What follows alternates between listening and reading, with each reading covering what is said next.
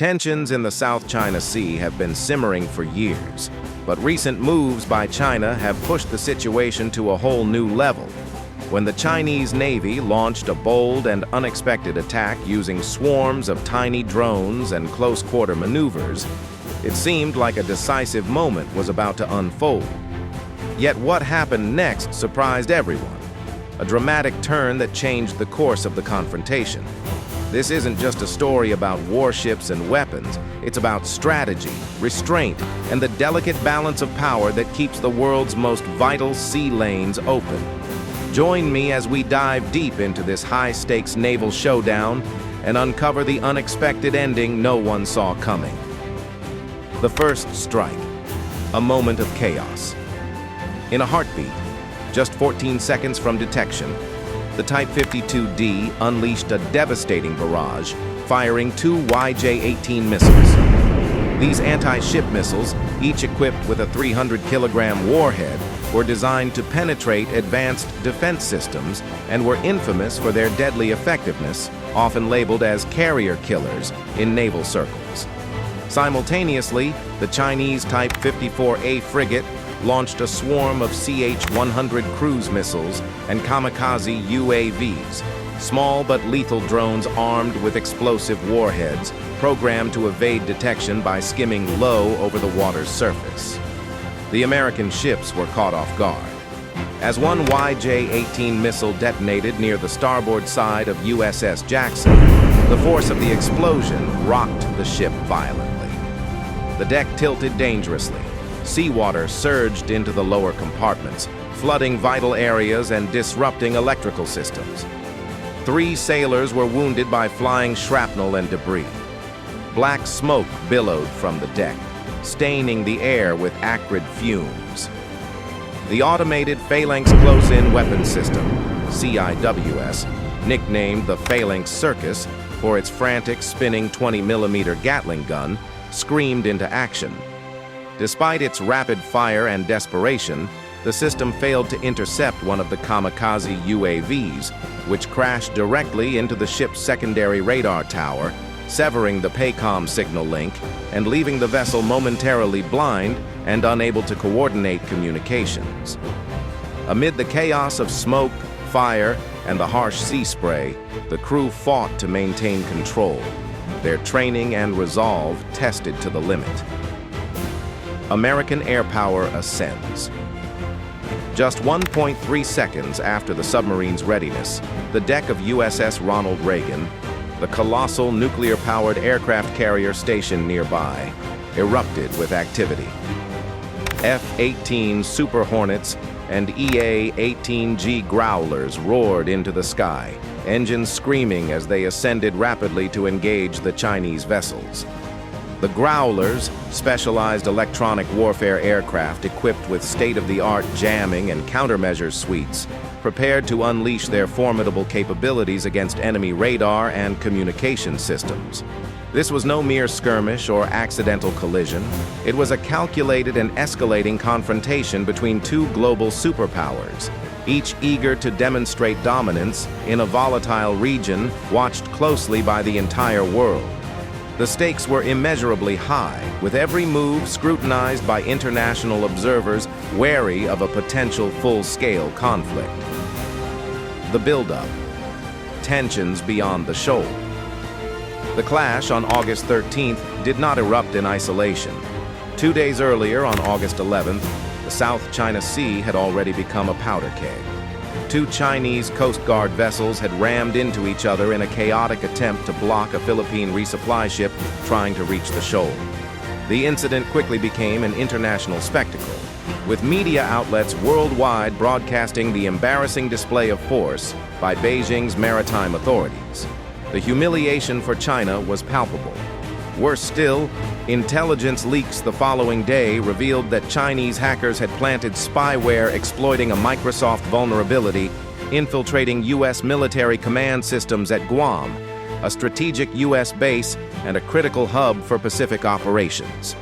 This covert cyber attack was perceived as a deliberate shadow strike, escalating what had been a regional dispute into a direct challenge to Washington's security.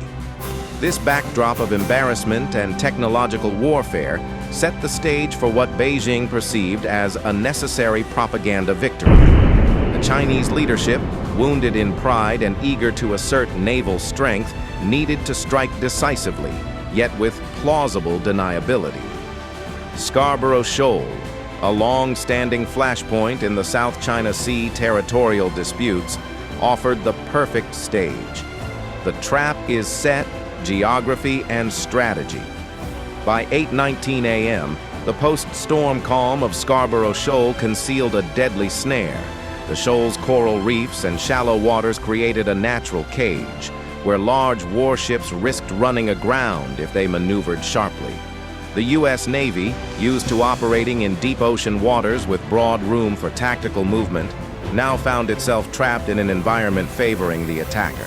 Visibility was limited to just 8 nautical miles, and the turbulent seas played havoc with radar clarity. Every element favored whoever struck first, and that was China. The Type 52D destroyer Guiyang and the Type 54A frigate advanced like hunters, their formation precise and menacing. On the American side, USS Higgins and USS Jackson remained in routine patrol mode. Radars on surveillance, but crews not yet at battle stations. Some sailors even engaged in maintenance tasks on the decks. The tranquility shattered when a radio transmission blasted through the airwaves. A chilling bilingual warning in Mandarin and English. "This is Chinese territorial waters. Leave immediately."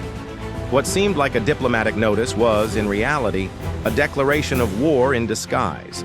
Chinese radars locked on their targets even as the message was broadcast, signaling the true intent beneath the pretext of a warning. The opening barrage, precision and speed. Within seconds, the opening strike unfolded with ruthless precision. The Type 54, a frigate, launched a salvo of CH-100 missiles and kamikaze UAVs, while the Type 52D fired 2 YJ-18 missiles. The drones, small and elusive, skimmed just above the waves at an altitude under 10 meters, making radar detection difficult amidst the rough seas. The American ship's radars struggled, nearly blind to these low-altitude, high-speed threats. USS Higgins' red alarms blared as sailors scrambled to their battle stations, the Phalanx system whirring to life. But time was painfully short. Despite the desperate defensive efforts, 1 CH-900 drone and 1 kamikaze UAV penetrated the defenses, detonating near USS Jackson's helipad. Shrapnel hurled 2 sailors across the deck, blood staining the steel, while PACOM's communications faltered. Another YJ-18 missile exploded near USS Higgins, sending shockwaves through the hull and violently shaking the ANS radar system. Though neither ship sank, the damage was significant, and the geographic constraints left them trapped, iron cages at sea unable to evade. The opening strike was not only about inflicting casualties, but forcing the U.S. Navy to activate its full combat systems. As the American vessels raised their radar and electronic warfare systems, these emissions were immediately recorded and analyzed by a nearby Chinese KJS-600 electronic jamming and data harvesting aircraft. American resilience and counterattack. Amid the smoke and chaos, the American sailors struggled to regain control. On the bridge of USS Higgins, officers barked orders over the deafening alarms, coordinating a counterstrike that would shift the momentum. At 8:27 a.m., the battle's tone shifted dramatically. The EA-18G Growler, the U.S. Navy's electronic warfare ace, surged into the sky, deploying an advanced jamming suite that rendered the Chinese Type 52D's radar blind for a full 90 seconds. On Chinese screens, radar sweeps fragmented into jagged white streaks, as if caught in a violent snowstorm, plunging their sensor network into chaos. Seizing this golden window, USS Higgins launched its own swarm of Switchblade 600 UAVs, compact, stealthy drones costing only $70,000 each, but capable of forcing enemy vessels into defensive maneuvers. Their 3.5-kilogram warheads were not designed for massive destruction, but to disrupt enemy formations and reveal vulnerabilities. At the same time, the Phalanx CIWS roared to life, unleashing a hailstorm of 20mm rounds that shredded 2 CHN-900 drones and 1 kamikaze UAV in midair. USS Higgins' layers of defense, Phalanx combined with close-range guns, transformed the ship into a fortress of steel and fire. Underwater shadows, the submarine factor. Below the tumultuous surface, USS John Warner prowled silently. This Virginia-class attack submarine, worth $3.2 billion, swept the seabed with low-frequency sonar, detecting unusual gas emissions from the engines of the nearby Chinese aircraft carrier, Shandong. Yet another PACOM order echoed through American command channels. "Shadow, don't engage." This restrained command was a clear message.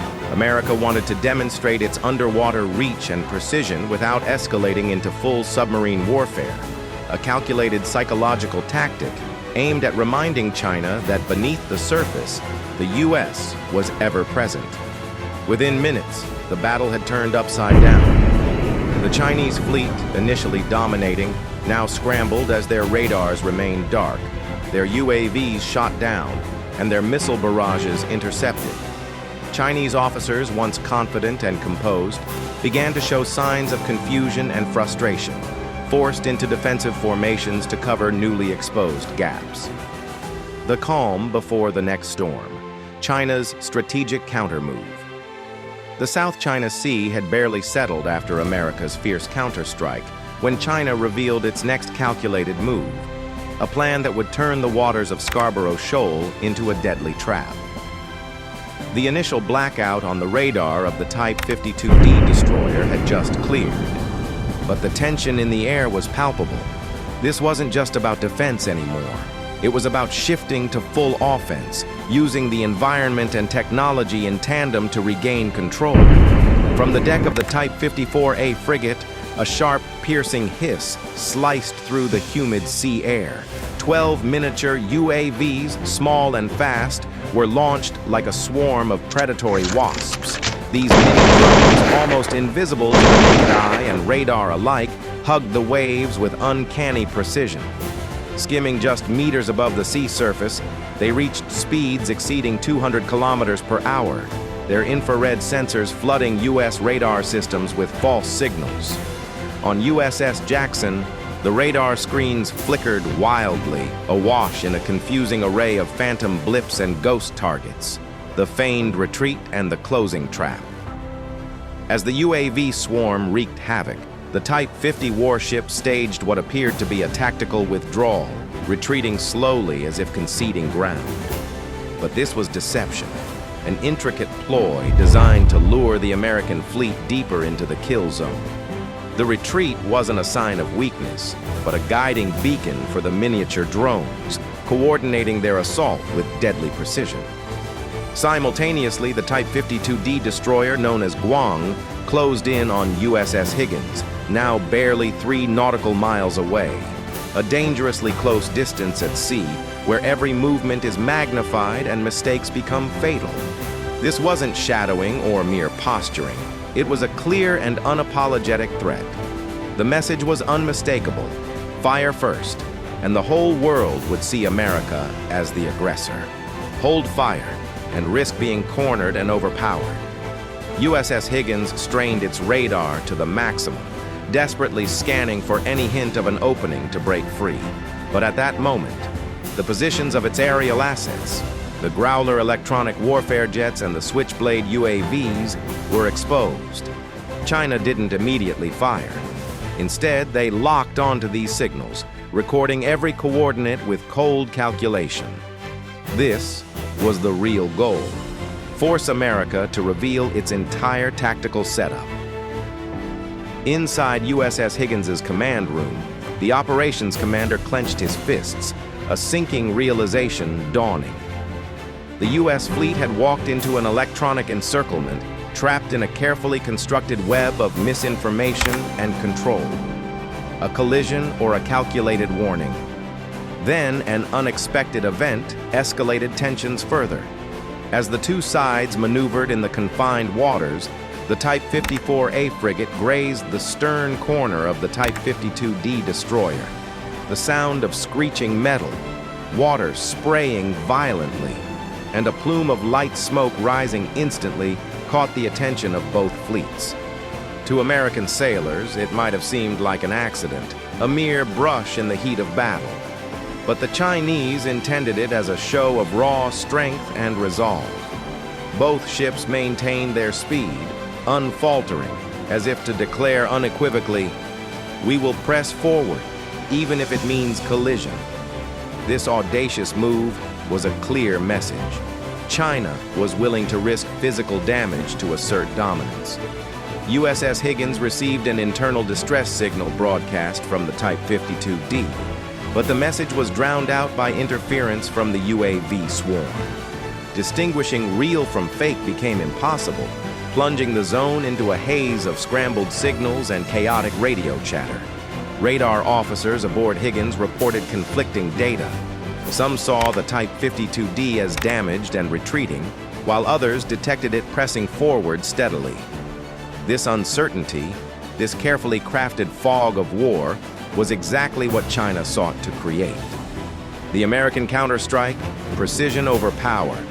By 9:10 a.m., after nearly an hour of enduring suppressive UAV swarms and close-in pressure tactics, the U.S. fleet commander made a critical decision. No head-on clashes, no wasting missiles on bait targets. Instead, a single strategic knockout strike was needed. China, despite its aggressive tactics, had one glaring vulnerability: its reliance on a floating radar station near the artificial island of Guiyang. This station was the brain of China's Scarborough Shoal command network, and taking it out would disrupt their entire operation. From 12,000 meters above, silent and unseen, the U.S.'s secret weapon approached. A B-2 Spirit stealth bomber, one of the most expensive and technologically advanced aircraft in the world, valued at over $2.2 billion each. The bomber had flown in undetected from Andersen Air Base in Guam, crossing the vast Pacific with near invisibility, its radar signature resembling that of a large bird. Without warning, the B-2 released a GPS-guided JDAM bomb weighing over 900 kilograms. The bomb fell freely from the stratosphere, guided with precision to within 5 meters of its target. A sudden blinding flash erupted over the water, followed by a pillar of fire and smoke that quickly obscured the sight. Electronic warfare, the invisible battlefield. The destruction of the Guiyang station was only the beginning. Simultaneously, an EA-18G Growler launched into the skies above Scarborough Shoal, initiating a full-spectrum electronic attack. Synchronized with the Link 16 satellite network orbiting high above Earth, the Growler unleashed an intense barrage of multi-band jamming. Within 30 seconds, Chinese tactical data networks were flooded with false information. Tactical data packets were intercepted and replaced with deceptive signals, rendering the Chinese command blind and confused. On the bridge of the Type 52D, radar screens went completely blank. UAVs lost contact, spiraled out of control, and plunged into the sea. Radios filled with static, drowning out orders and scrambling communications. Chaos reigned among the Chinese officers as they shouted futile commands into the void, their fleet effectively paralyzed by a technological ghost. The true power of restraint. This clash was more than a display of firepower. It was a lesson in the mastery of modern warfare. Strength, the United States showed, lies not merely in the weapons one wields, but in the wisdom to know when to strike and when to hold back. America's power is measured not by the number of bombs dropped, but by its ability to safeguard peace and uphold the principles that sustain global order. As the dust settled, one question remained. What truly keeps the world at peace? Vast arsenals of destruction, or the restraint to wield power responsibly? Thank you for watching. Please subscribe for more valuable updates. Legacy of a modern clash. The clash at Scarborough Shoal was never officially called a battle. No declarations were made, no flags were raised, and no treaties were signed. Yet its legacy will linger for decades, not because of what was destroyed, but because of what was revealed. For the first time in modern memory, two of the world's most powerful navies stood toe-to-toe in contested waters, their weapons primed, their systems humming, and their sailors staring across a narrow stretch of ocean where one mistake could have set history ablaze. The incident showed the world just how thin the line between deterrence and destruction has become. It wasn't the number of missiles fired that mattered most. It was the silence between them, the choices made not to press the trigger, political ripples.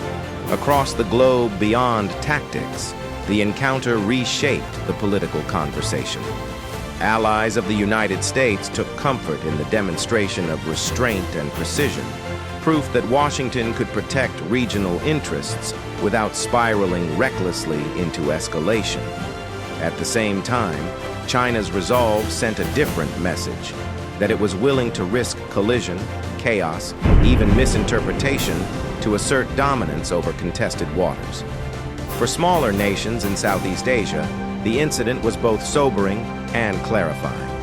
The South China Sea was no longer just a theater of fishing rights and trade routes. It was a stage where global power struggles could erupt at any moment. Diplomats, generals, and presidents now spoke of Scarborough not as geography, but as a symbol of how fragile peace had become. A lesson in restraint. In the end, the greatest impact of Scarborough Shoal was the demonstration that restraint is not weakness. The United States had the capability to annihilate its opponent, but chose instead to disrupt, to disable, to paralyze, without escalating to full war. China, for all its aggressive maneuvers, also stopped short of unleashing its arsenal. Both sides circled the brink and then stepped back, a silent agreement that the cost of all-out war would be unbearable. That unspoken restraint, that decision to show strength without destruction, may be the single greatest legacy of the clash. Conclusion. The waters ahead. Scarborough Shoal will be remembered less as a battle and more as a warning. It showed the razor-thin margin separating skirmish from catastrophe, the way one drone, one misfired missile, one misunderstood signal could ignite a conflict that might engulf the world. Yet it also offered a fragile hope that even in the face of aggression, nations can choose discipline over chaos.